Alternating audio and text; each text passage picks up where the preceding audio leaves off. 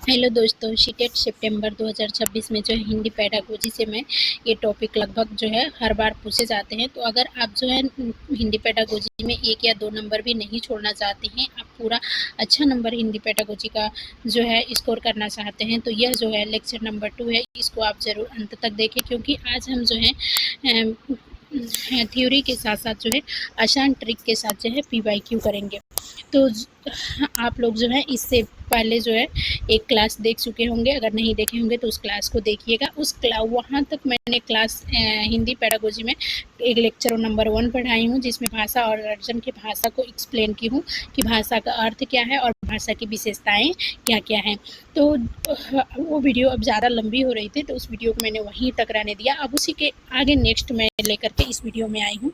तो इसमें भी हम पढ़ेंगे भाषा की कुछ विशेषताएं अभी रह गई थी, तो उन विशेषताओं को पढ़ लेंगे, उसके बाद हम आगे बढ़ेंगे। तो मैं चंदा वर्मा आपका परफेक्ट स्टडी 7 चैनल में स्वागत करती हूँ, और मैं लेकर के आज को आई हूँ लेक्चर नंबर 2, भाषा अर्जन और भाषा अधिगम में भाषा को विशेषताएं। जो कुछ विशेषताएं अभी रह गई थी नेक्स्ट क्लास में मैंने जो पढ़ाई थी, उसका जो है कुछ चीज़ें रह गई थी, तो मैं अभी प्रेजेंट क्लास में लेकर के आई हूँ। तो प्लीज़ आप लोग इसको वीडियो को बिना स्किप किए हुए पूरा देखें और चैनल को लाइक करें एंड सब्सक्राइब करें। तो चलिए हम क्लास को स्टार्ट करते हैं। अब इसमें है 12 जो है, इसमें जो है विशेषताएं कि प्रत्येक भाषा का अपना व्याकरण होता है। यानी जितनी भी भाषाएं हो गई, जैसे हिंदी हो गया, इंग्लिश हो गया, संस्कृत हो गया, मैथिली हो गया, बंगाली हो गया, तो जितनी भी भाषाएं होती हैं सभी भाषाओं का क्या होता है, अपना एक व्याकरण होता है। व्याकरण वह नियमों का समूह है जो किसी भाषा को सही ढंग से बोलने, लिखने और समझने में सहायता करता है। यानी हर एक जितनी भी भाषाएं हमारे देश में बोली जाती हैं, उन सभी भाषाओं का क्या होता है, अपना एक व्याकरण होता है। और व्याकरण जो है नियमों का समूह है। व्याकरण क्या है, व्याकरण के नियम बनाए होंगे कि उसमें हर्ष क्या है, दीर्घ क्या है, संधि क्या है, यानी हर चीज़ों के क्या है एक नियम बना हुआ है। तो किसी भाषा को सही ढंग से बोलने के लिए जो भी हमारी भाषाएं हैं, छोटा अंक मंत्रा, बड़ा अंक मंत्रा, एक मंत्रा, ओक मंत्रा, ये सारी चीज़ें जो भी हमारी भाषाएं, तो भाषाओं को बोलने, भाषा के सही ढंग से बोलने और लिखने और समझने में सहायता करता है। तो कौन सा भाषा को बोला है, तो व्याकरण वह नियम समूह है जो किसी भी भाषा को सही ढंग से बोलने, समझने और लिखने में क्या करता है, सहायता करता है। अगर सरल भाषा में हम देखें कि हर एक व्याकरण की क्या होता है, हर एक भाषा की एक व्याकरण होता है, तो सरल भाषा में देखें तो जिस प्रकार किसी खेल को खेलने के नियम होते हैं, यानी जैसे कोई भी हम खेल खेलते हैं, खो खो हो गया, कबड्डी हो गया, जो भी चीज़ें होती है, बैडमिंटन हो गया, क्रिकेट हो गया, जो भी खेल खेलते हैं, हर एक खेल का क्या है, एक नियम बना हुआ होता है। उसी प्रकार जो है हर भाषा को अपना क्या होता है, नियम होता है। हर भाषा का अपना व्याकरण होता है, उस व्याकरण का एक नियम होता है, और उसी के माध्यम से क्या होता है, हम जो है भाषा को सही ढंग से बोल सकते हैं, लिख सकते हैं और समझने में ये हमारी सहायता करता है। तो जैसे उदाहरण है कि राम स्कूल जाता है, यह वाक्य व्याकरण की दृष्टि से क्या है, सही है। क्यों सही है, क्योंकि पहले इसमें क्या है, कर्ता है, फिर कर्म है और फिर क्रिया है। तो यह क्या है, व्याकरण का एक नियम है कि सबसे पहले हम कर्ता पढ़ेंगे, लिखेंगे, उसके बाद क्या लिखेंगे, कर्म लिखेंगे, ऑब्जेक्ट लिखेंगे, उसके बाद क्रिया लिखेंगे।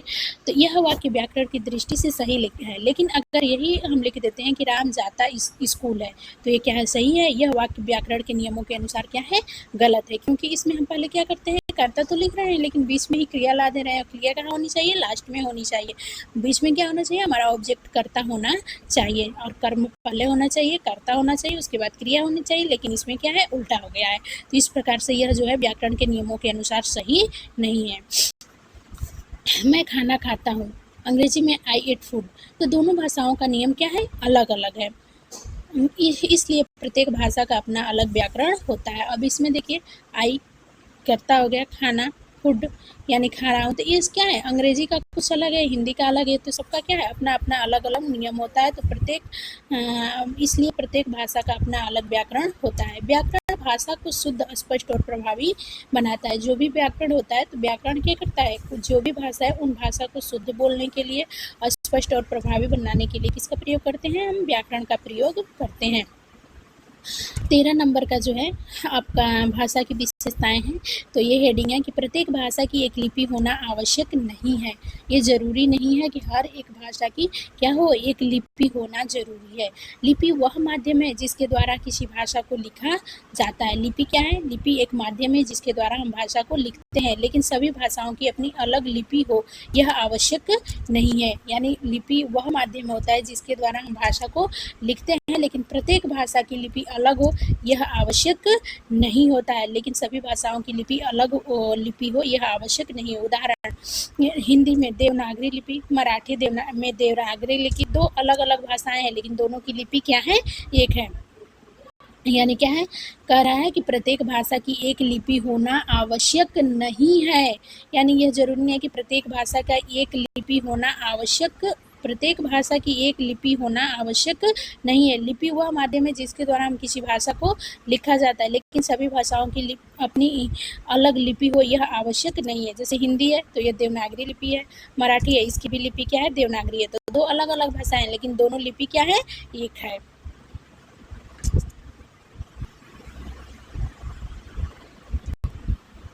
उदाहरण दूसरा, संथाली भाषा आज ओल चिक्की लिपि में लिखी जाती है। यानी जो संथाली भाषा है आज ओल चिक्की लिपि में लिखी जाती है, लेकिन पहले इसे अन्य लिपियों में भी लिखा जाता है। तो जरूरी नहीं कि प्रत्येक भाषा की क्या है? लिपि होना आवश्यक है। दुनिया में कई जनजाति भाषाएं ऐसी है जो केवल बोली जाती है और उसकी कोई निश्चित लिपि नहीं है। बहुत सारी ऐसी भाषाएं हैं दुनिया में कि जिन जनजातीय भाषाएं जो केवल बोली जाती है लेकिन उनका कोई लिपि नहीं है। तो इसलिए ज़रूरी नहीं है कि प्रत्येक भाषा की अपनी एक लिपि होना आवश्यक ही है, और एक लिपि जो है कई भाषाओं की भी हो सकती है, और कुछ भाषाएं ऐसी होती है जिनकी लिपि ही नहीं होती है। तो ये सारी चीज़ें पॉइंट को अपने पॉइंट वाइज बना करके नोट्स बना करके तैयार करिएगा। अगला है 14 हेडिंग की हिंदी भारत की भाषा है या राष्ट्रभाषा नहीं है। हिंदी भारत की क्या है? राजभाषा है, राष्ट्रभाषा नहीं है। तो ये आप वेरी वेरी इंपॉर्टेंट है, हर बार पूछा जाता है। तो प्लीज़ आप लोग इसको ध्यान में रख करके अपनी तैयारी करिए, और साथ ही जो है इस नोट्स पे जो है IMP लिख दीजिएगा कि ये वेरी वेरी इंपॉर्टेंट है। तो इसलिए इसको ज़रूरी है कि हिंदी भारत की राजभाषा है, राष्ट्रभाषा नहीं है। ऐसे तो मैंने जो भी चीज़ें ली है सारी इंपॉर्टेंट ही ली है, PYQ देख करके लिया है कि जो चीज़ें आपको जो है एग्जाम में आता है। अगर इतनी सारी चीज़ें आप पढ़ लेते हैं तो आपको जो है कोई जो है सीटेट में अच्छा नंबर स्कोर करने से नहीं रोक सकता है। राजभाषा क्या होती है? राजभाषा क्या है? यानी हिंदी की भारत की क्या है? हिंदी जो है भारत की राजभाषा है, न कि राष्ट्रभाषा। राष्ट्रभाषा अगर कोई पूछता है आपकी राष्ट्रभाषा क्या है, तो हमारी राष्ट्रभाषा कोई नहीं है, हमारी राजभाषा है, और वो भी राजभाषा कौन सी है? हिंदी है। जिस भाषा का प्रयोग सरकारी कार्यों में किया जाता है उसे राजभाषा कहते हैं। यानी जो भी जिस भाषा का हम प्रयोग सरकारी कार्यों में करते हैं उसे ही राजभाषा कहते हैं। राजभाषा क्या होती है? तो राजभाषा वह भाषा होती है कि जिन सरकारी कार्यों में को करने के लिए भाषाओं का प्रयोग करते हैं वही राजभाषा होती है। भारत सरकार के अधिकांश कार्यालयों में हिंदी का प्रयोग किया जाता है। यानी भारत सरकार के जो अधिकांश कार्यालय हैं तो उन कार्यालयों में किसका प्रयोग किया जाता है? हिंदी का प्रयोग किया जाता है। इसी कारण हिंदी भारत की राजभाषा है। भारत सरकार के अधिकांश कार्यालयों में हिंदी का प्रयोग किया जाता है। भारत सरकार के अधिकांश कार्यालयों में, यानी भारत सरकार के जितने अधिकांश कार्यालय हैं उसमें हिंदी का प्रयोग किया जाता है। इसी कारण हिंदी भारत की क्या है? राजभाषा है। यानी भारत सरकार के जो है, भारत हमारा जो सरकार है इसमें अधिकांश कार्यालयों में जो है हिंदी का प्रयोग किया जाता है। इसी कारण हिंदी हमारी क्या है? हिंदी भारत की राजभाषा है। क्या हिंदी राष्ट्रभाषा है? नहीं, हिंदी की कोई राष्ट्रभाषा नहीं है। भारत के अधिकांश कार्यालयों में जो है भारत सरकार के अधिकांश कार्यालयों में जो है हिंदी का प्रयोग किया जाता है। इसी कारण हिंदी भारत की क्या है? राजभाषा है। भारत के संविधान में कहीं भी हिंदी को राष्ट्रभाषा नहीं कहा गया। यानी भारत के जितने भी संविधान है, भारत के संविधान में जो कुछ भी लिखा गया नियम, उसमें जो है राष्ट्रभाषा नहीं है, सिर्फ क्यों है? राजभाषा का ही प्रयोग हुआ है। हिंदी हमारी क्या है? राजभाषा है। भारत की कोई राष्ट्रभाषा नहीं है। तो इतनी चीज़ें आशा करते हैं आपको समझ में आ गई होगी कि जो है भारत है तो इसकी भारत की कोई राष्ट्रभाषा नहीं है। भारत की हिंदी जो है राजभाषा है। और जो राजभाषा है, राजभाषा क्या होती है? तो जो भारत के कार्यालयों में सरकारी कार्यालयों में जो भाषा का प्रयोग किया जाता है वही राजभाषा है। और भारत सरकार के अधिकांश कार्यालयों में जो है हिंदी का प्रयोग किया जाता है। इसी कारण हिंदी भारत की क्या है, अधिकांश कार्यालयों में जो है हिंदी का ही प्रयोग होता है, इसलिए भी हिंदी की है राजभाषा है। और अब हमारे देश में जो है भारत में कोई राष्ट्रभाषा नहीं है। भारत के संविधान में जो है अधिक हिंदी को राष्ट्रभाषा कहीं नहीं कहा गया है। हिंदी हमारी राजभाषा है, भारत की कोई राष्ट्रभाषा नहीं है। हिंदी संघ केंद्र सरकार की राजभाषा एवं कार्यालय की भाषा है। अर्थ, भारत सरकार के कार्यालयों में सरकारी कामकाज मुख्य रूप से हिंदी और अंग्रेजी में किया जाता है। यानी भारत सरकार के कार्यालय में, जो भारत सरकार के कार्यालय है, तो इसमें सरकार जो है सरकारी काम को जो है मुख्य रूप से हिंदी और अंग्रेजी में ही किया जाता है। यानी कह रहा है कि भारत सरकार के जो कार्यालय है, तो इन कार्यालय में जो है सरकारी काम जो भी होते हैं वो किसमें होते हैं, दो ही लैंग्वेज में होते हैं, या तो हिंदी में या अंग्रेजी में। जैसे सरकारी पत्र हो गया, सरकारी आदेश, कोई सूचना आपके पास आती है, सरकारी अधिसूचना कोई आती है, मंत्रालय का कोई कार्य होता है, तो या तो ये हिंदी में होगा या तो इंग्लिश में होगा। इसमें हिंदी का व्यापक प्रयोग होता है। इसके तहत जो है हिंदी का ही ज़्यादातर प्रयोग होता है। संविधान की 8वीं अनुसूची में जो है 22 भाषाएं शामिल रहते हैं। तो भारतीय संविधान की जो 8वीं अनुसूची है उसमें भारत की मान्यता प्राप्त भाषाओं का उल्लेख किया गया है। तो देखिए 16 जो है संविधान की 8वीं अनुसूची में 22 भाषाएं शामिल है। तो भारतीय संविधान की जो 8वीं अनुसूची है, जो 12 अनुसूची बनाई गई है, तो इन 12 अनुसूचियों में से जो है भारत की जो संविधान की 8वीं अनुसूची में भारत की मान्यता प्राप्त भाषाओं का उल्लेख किया गया है। वर्तमान में इसमें जो है 22 भाषाएं हैं। यानी भारतीय संविधान की जो 8वीं अनुसूची है, तो भारतीय संविधान की जो 8वीं अनुसूची है, तो भारत की मान्यता प्राप्त भाषाओं का उल्लेख किया गया है। भारतीय संविधान की 8वीं सूची में क्या है, 22 भाषाओं का है। भारतीय संविधान की सूची में कितनी अनुसूचियां हैं, तो 12 अनुसूची है, उसमें 8वीं अनुसूची में 22 भाषाएं शामिल है। वर्तमान में इसमें 22 भाषाएं हैं। 8वीं अनुसूची की 22 भाषाएं आप लोग याद कर लीजिएगा, क्योंकि पूछता है कि 8वीं अनुसूची में कौन से 22 भाषाएं हैं, तो इसमें से कौन सी 22 भाषाएं हैं याद करिएगा। असमिया है, बंगला है, गुजराती है, हिंदी है, कन्नड़ है, कश्मीरी, कोंकणी, मलयालम, मणिपुर, मराठी, नेपाली, उड़िया और पंजाबी, संस्कृत, सिंधी, तमिल, तेलुगु, उर्दू, बोडो, संथाली, मैथिली और डोगरी। ये पहले 14 भाषाएं थी, उसके बाद में संशोधन में इसकी संख्या बढ़ा करके क्या कर दी गई, 22 कर दी गई।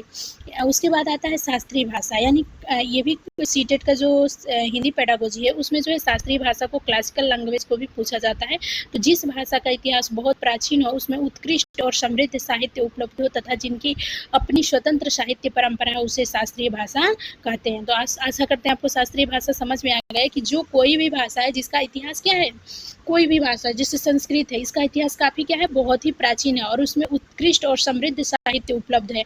उत्कृष्ट और साहित्य समृद्ध जैसे हो गया रामायण, महाभारत, संस्कृत में लिखा हुआ है बहुत सारी चीजें, जिनकी अपनी स्वतंत्र साहित्य परंपरा हो, उसे शास्त्रीय भाषा कहते हैं। जो भाषा हजारों वर्षों से चली आ रही हो, जिसमें प्राचीन एवं उच्च स्तर का साहित्य हो, वह शास्त्रीय भाषा कहलाती है। यानी जो भी भाषा है वो हजारों वर्षों से चली आ रही है और उसमें प्राचीन और उच्च स्तर का साहित्य हो, तो वो शास्त्रीय भाषा कहलाती है। भारत की शास्त्रीय भाषाएं जो है, वर्तमान में भारत सरकार ने 6 भाषाओं को शास्त्रीय भाषा का दर्जा दिया है। पहला तमिल है, संस्कृत है, कन्नड़ है, तेलुगु है, मलयालम है और उड़िया है। संस्कृत जो है क्या है, ये बहुत प्राचीन समय से चली आ रही है और इसमें समृद्ध साहित्य लिखा हुआ है और इसको जो है बहुत दिनों से प्रयोग किया जा रहा है, जिसे हजारों वर्षों से चली आ जा रही है, जिसमें प्राचीन और उच्च साहित्य है, शास्त्रीय भाषा कहलाता है। उदाहरण है जैसे संस्कृत में वेद, उपनिषद, महाभारत, रामायण जैसे महान ग्रंथ उपलब्ध है। तो आशा करते हैं आपको शास्त्रीय समझ में आ गया। तो जिस भाषा का इतिहास क्या है, बहुत प्राचीन हो, यानी कोई भी भाषा है जिसका इतिहास काफी प्राचीन हो, बहुत समय से वो चला आ रहा है और उसमें उत्कृष्ट और समृद्ध साहित्य उपलब्ध हो, यानी बहुत अच्छे और बहुत व्यापक जो है उसमें साहित्य, जैसे वेद हो गया, रामायण हो गया, महाभारत हो गया, जिनकी अपनी साहित्य जिसमें स्वतंत्र साहित्यिक परंपरा, उसमें स्वतंत्र रूप से वो लिखा गया है, उसे शास्त्रीय भाषा कहते हैं। जो भाषा हजारों वर्षों से चली आ रही है, उसमें प्राचीन एवं उच्च स्तर का साहित्य हो, वो शास्त्रीय भाषा कहलाता है। यानी जो भाषा क्या है, हजारों वर्षों से चली आ रही है, जिसमें प्राचीन और उच्च स्तर का साहित्य हो, वो शास्त्रीय भाषा कहलाता है। तो इस प्रकार से था आपका शास्त्रीय भाषा। तो वर्तमान सरकार ने 6 भाषाओं को शास्त्रीय भाषा का दर्जा दिया है। तमिल है, संस्कृत है, तेलुगु है, मलयालम है, ओडिया है। उदाहरण में जैसे संस्कृत में उपनिषद, महाभारत, रामायण जैसे महान ग्रंथ उपलब्ध है। तो इस प्रकार से आशा करते हैं कि ये क्लास आपको अच्छी लगी होगी। अगर क्लास अच्छी लगी है तो लाइक करिए, सब्सक्राइब करिए, अपने दोस्तों को शेयर करिए, बेल आइकन दबाना ना भूलिए ताकि जब भी हम वीडियो अपलोड करें आपके पास नोटिफिकेशन ज़रूर जाए। तो ये थी आपकी आज की क्लास कैसी लगी कमेंट में ज़रूर बताएं। और ये जो था क्लास वेरी वेरी इंपॉर्टेंट है। और ये जो है आप एक बार PYQ उठा करके देखिएगा। इस क्लास से जो है हर बार क्वेश्चन पूछा गया है कि लिपि के बारे में पूछा गया है, कि व्याकरण के बारे में पूछा गया है, कि मतलब भाषा के प्रत्येक भाषा का अपना व्याकरण होता है कि नहीं होता है, प्रत्येक भाषा की लिपि होती है कि नहीं होती है। तो इन सारी चीज़ों से क्वेश्चन पूछा गया है। तो आशा करते हैं यह क्लास आपको अच्छी लगी होगी। तो क्लास अच्छी लगी है तो लाइक करें, सब्सक्राइब करें और आगे जो है बेल आइकन को दबाएं। लेकिन अभी इसमें कुछ चीज़ें और रह गई है, जैसे इसी कारण संस्कृत एक शास्त्रीय भाषा है। तो शास्त्रीय भाषा प्राचीन इतिहास, समृद्ध साहित्य और स्वतंत्र परंपरा। 18 है भाषा विचार, भावना और चिंतन का साधन है। भाषा केवल बोलने का ही माध्यम नहीं है। क्या है भाषा? यह हमारे सोचने, समझने, निर्णय लेने और भावनाओं को व्यक्त करने का भी साधन है। तो आप सभी को पता है कि हम भाषा के द्वारा ही सोचते हैं, समझते हैं, निर्णय करते हैं और जो हमारी भावनाएं होती हैं उनको एक व्यक्ति से दूसरे व्यक्ति के तक पहुँचाते हैं। जैसे कोई पुत्र है, उसकी जो भी भावनाएं अपने माँ से व्यक्त करता है, माँ की जो भावनाएं वो अपने पुत्र से व्यक्त करती है। उदाहरण, जब विद्यार्थी परीक्षा में उत्तर लिखता है तो सबसे पहले वो भाषा के माध्यम से क्या करता है? उत्तर को सोचता है, भाषा के माध्यम से सोचता है। आज की क्लास का सार यही है आप लोगों के लिए कि प्रत्येक भाषा का क्या है? अपना व्याकरण होता है। प्रत्येक भाषा की अपनी लिपि होना आवश्यक नहीं है। जितने भी हमारे देश में भाषाएं हैं, हिंदी हो गई, इंग्लिश हो गई, संस्कृत हो गया, मैथिली हो गई, मलयालम हो गया, जो भी बंगाली हो गई, तो जितनी भी भाषाएं हैं प्रत्येक भाषा का अपना एक व्याकरण है। जो उसके व्याकरण का नियम होता है वो नियम के अनुसार ही वो शुद्ध पढ़ना, लिखना और बोलना सीखता है। और प्रत्येक भाषा की अपनी लिपि हो यह आवश्यक नहीं है। कुछ ऐसी जनजातीय भाषाएं हैं जिसकी कोई लिपि नहीं है और कुछ भाषाएं एक लिपि है जो दो भाषाओं की भी हो सकती है। जैसे मराठी की भी देवनागरी लिपि हो और हमारे भारत की भी देवनागरी लिपि है। तो एक लिपि जो है कई भाषाओं की लिपि हो सकती है और जरूरी नहीं है कि प्रत्येक भाषा की अपनी लिपि हो। हिंदी भाषा की राजभाषा है। हिंदी जो है भारत की राजभाषा है, न कि राष्ट्रभाषा है। भारत में कोई भी राष्ट्रभाषा नहीं है। भारत की कोई राष्ट्रभाषा नहीं है। भारतीय संविधान की 8वीं अनुसूची में जो है 22 भाषाओं का उल्लेख किया गया है और वर्तमान में जो है 6 शास्त्रीय भाषाएं हैं। भाषा विचार, भावना और चिंतन का सबसे महत्वपूर्ण साधन है। आशा करते हैं ये सारी चीजें आपको क्लियर हो गई होगी। अब हम चलते हैं अपने PYQ पे। जो सबसे पहला है PYQ हुआ, आप लोग क्वेश्चन जो है आंसर दीजिएगा, भारत की राजभाषा कौन सी है। आप कमेंट में जरूर बताइएगा इस सारी चीज़ों को फुल वीडियो देख करके कि भारत की राजभाषा कौन सी है। तो भारत की राजभाषा हिंदी है। न भारत की राष्ट्रभाषा कौन सी है? तो भारत की कोई भी राष्ट्रभाषा नहीं है। क्वेश्चन नंबर 2 है भारत की राष्ट्रभाषा कौन सी है? भारत की कोई राष्ट्रभाषा नहीं है, तो डी ऑप्शन सही होगा।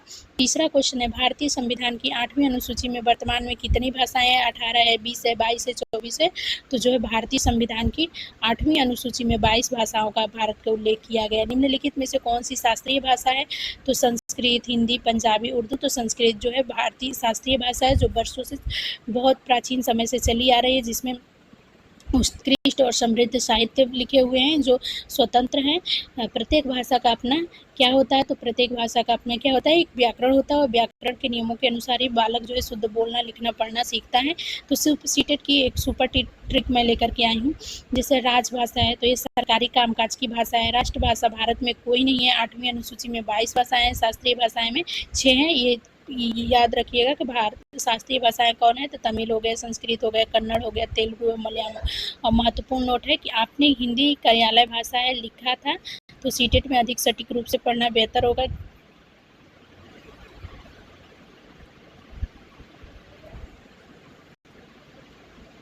तो ये सारी चीज़ें मैंने नोट में भी लिख दिया है कि आपने हिंदी कार्यालय की भाषा है लिखा था।